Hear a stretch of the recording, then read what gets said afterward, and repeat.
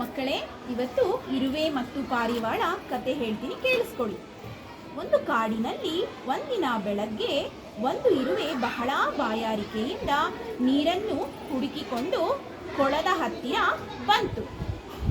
ಕೊಳದ ದಡದಲ್ಲಿ ಬಗ್ಗಿ ನೀರು ಕುಡಿಯುವಾಗ ಜೋರಾಗಿ ಗಾಳಿ ಬೀಸಿ ನೀರಿನಲ್ಲಿ ಅಲೆಗಳು ಎದ್ದು ಇರುವೆ ನೀರಿನಲ್ಲಿ ಬಿದ್ದಿತ್ತು.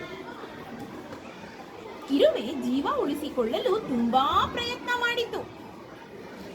ಅಯ್ಯೋ, ಯಾರಾದ್ರೂ ಕಾಪಾಡಿ ಕಾಪಾಡಿ, ನಾನು ಮುಳುಗೋಗ್ತಾ ಇದ್ದೀನಿ. ಅಲ್ಲೇ ನದಿಯ ದಡದಲ್ಲಿ ಮರದ ಮೇಲಿದ್ದ ಒಂದು ಪಾರಿವಾಳಕ್ಕೆ ಈ ಇರುವೆ ಜೀವಕ್ಕೆ ಹೋರಾಡುತ್ತಿದ್ದುದು ಕಾಣಿಸ್ತು.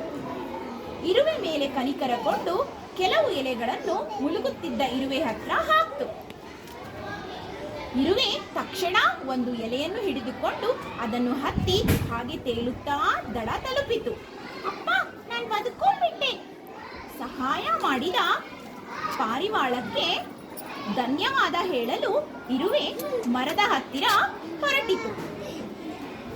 ಮರದ ಹತ್ತಿರ ಒಬ್ಬ ಬೇಟೆಗಾರ ಪಾರಿವಾಳದ ಮೇಲೆ ಗುರಿಯಿಟ್ಟು ನಿಂತಿದ್ದನ್ನು ಇರುವೆ ನೋಡಿತು. ತಕ್ಷಣ ಇರುವೆ ಬೇಟೆಗಾರನ ಕಾಲಿಗೆ ಕಚ್ಚಿತು.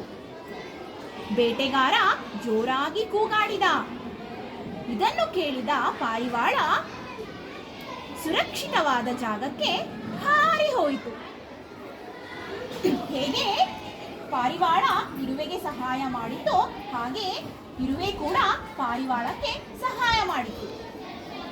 ನೀತಿ ಕತೆ: ನಾವು ಒಬ್ಬರಿಗೆ ಸಹಾಯ ಮಾಡಿದರೆ ಅವರು ನಮಗೆ ಸಹಾಯ ಮಾಡುತ್ತಾರೆ.